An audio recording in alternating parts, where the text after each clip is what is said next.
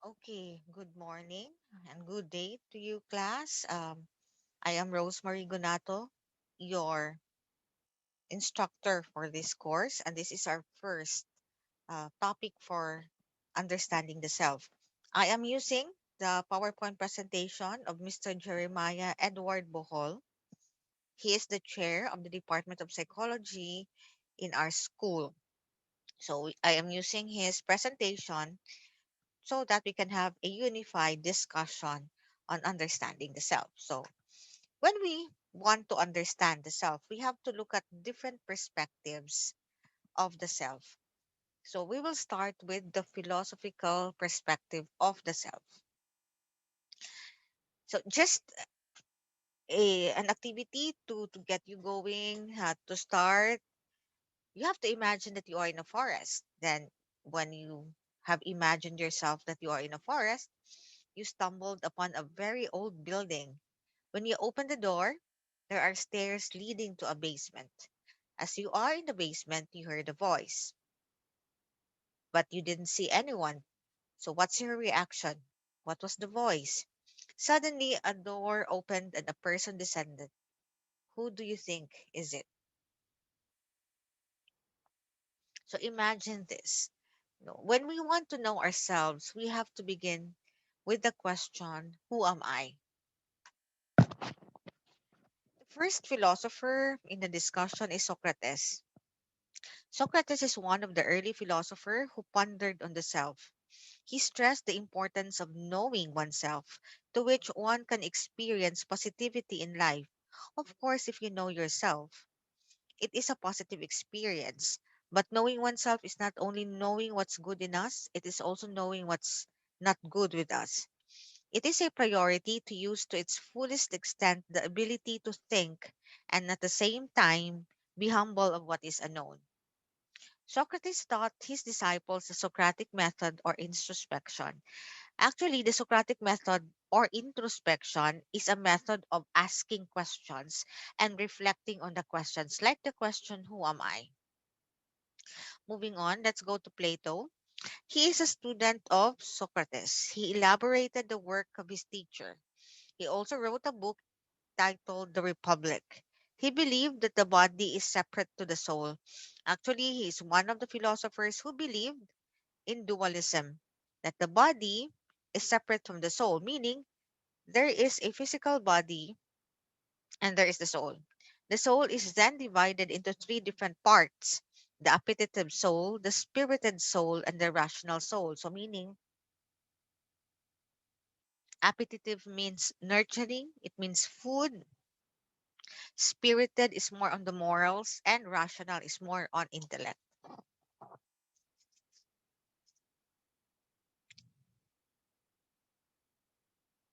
Saint Augustine, he is a saint and a philosopher.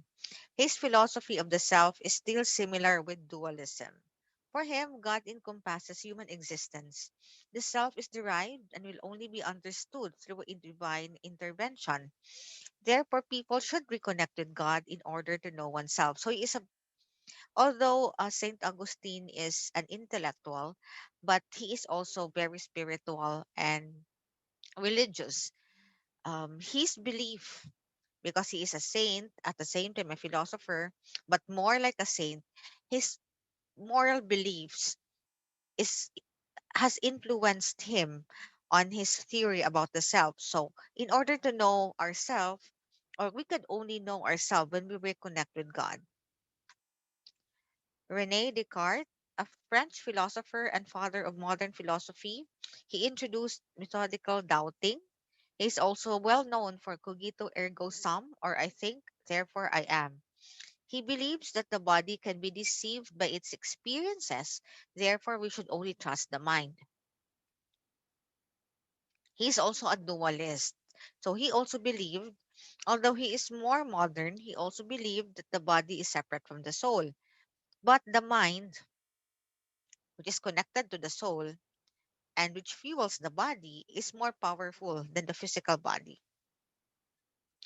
John Locke, recognized as the father of classical liberalism, he is famous for the concept of tabula rasa, which means a blank slate. It means that when we are born, Our brains are blank, meaning we have no experiences. And as we grow older, we are shaped. Our personalities, our attitudes, our beliefs are shaped by the experiences that we have.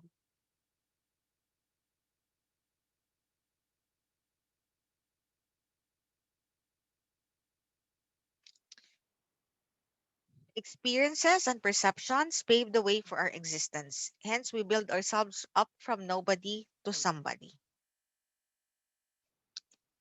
So, as a review of what we have discussed so far, Socrates formed the Socratic method or to examine oneself. For Plato, he believed in dualism and the three part of the soul. For Saint Augustine, the theory of knowledge is God, the center of the self. Rene Descartes is cogito ergo sum, the mind is reliable, but the body is not. John Locke, we are all born as blank slates or tabula rasa. Let's go to the more modern philosophers. David Hume. He is mainly an empiricist. He believes in the presence of concrete evidences for the self. As in philosophy, if you are an empiricist, you will only believe things when you experience them or when you have concrete evidences of them. You don't believe in things that are hypothetical or created by the mind, but it should be or it should have evidences. For him, the self is constantly changing, like a vessel of experiences and perceptions. There are two aspects of the self, the impressions and the ideas. We have Immanuel Kant. He's a German philosopher working on empiricism and rationalism, just like David Hume. He proposed the term transcendental apperception. Transcendental means going beyond, which is an integral part of consciousness.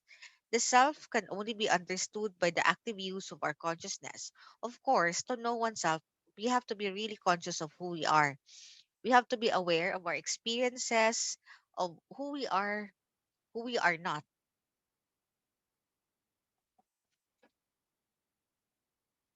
And psychology's contribution to the philosophical perspective of the self is Sigmund Freud. An Austrian psychologist and physician, he is famous for coining the term psychoanalysis and his study on the human nature. For him, the self is composed of the id, the ego, and the superego. He also proposed the three levels of consciousness, which are conscious, preconscious, and unconscious. So, as you can see in the picture, there are three levels of the mind. So, the mind is like an iceberg. What you see is only one fourth of the iceberg because the biggest part of the iceberg is submerged in water. So, you have to relate it to the mind. What the mind experiences or what is obvious is only one fourth of our conscious mind. So consciousness, what the things that we are aware of is only one fourth of the mind. Everything is being submerged there. The preconscious. The preconscious is the space between the consciousness and the unconscious mind. In the unconscious, everything that you have repressed, meaning you have forgotten, the memories that are painful to you, your deepest, darkest desires, the urges are hidden in the unconscious mind. What is in the preconscious mind is are all the materials from the unconscious mind which is going to come out into the consciousness because not everything buried here in the unconscious will remain in the unconscious. It has to get out. And it gets out in forms of dreams, slips of the tongue, and in drawings. The id, the ego, and the superego are not physical components of the self. They are psychological constructs. So the self has three aspects: the id, the one with the who operates with the pleasure principle, the ego with the reality principle, and the super ego is the moral arm of the personality. So when you look back or when you reflect, you as a person sometimes have desires and urges. And sometimes we don't act on these urges because we are governed by the reality that sometimes what we want to do is not acceptable in real life. And because there are moral standards that we set or society set to us, we have to follow it. Example, like you are angry with this person, you want to hurt this person, or even you want to kill this person. That's what the id says. But the ego would say, no, killing is a crime. You cannot kill that person because that person will die. But if it's the superego speaking, the superego will say that morally killing is bad. And sometimes the three aspects would be in conflict with each other because there are times that the pleasure would rule over reality and morality. And for a healthy person, the three should work in harmony. We have Gilbert Ryle. He introduced the field of behaviorism, which asserts that it is through observable action that the self can be understood. These behaviors are reflections of our mind. He further explained his theory through the ghost in the machine, meaning what your mind conceived, your body is acting it out. So, what you are thinking or your actions are governed by your thoughts. We have Paul Churchland. He also postulated about cognitive processes that explains the self. This is called neurophilosophy.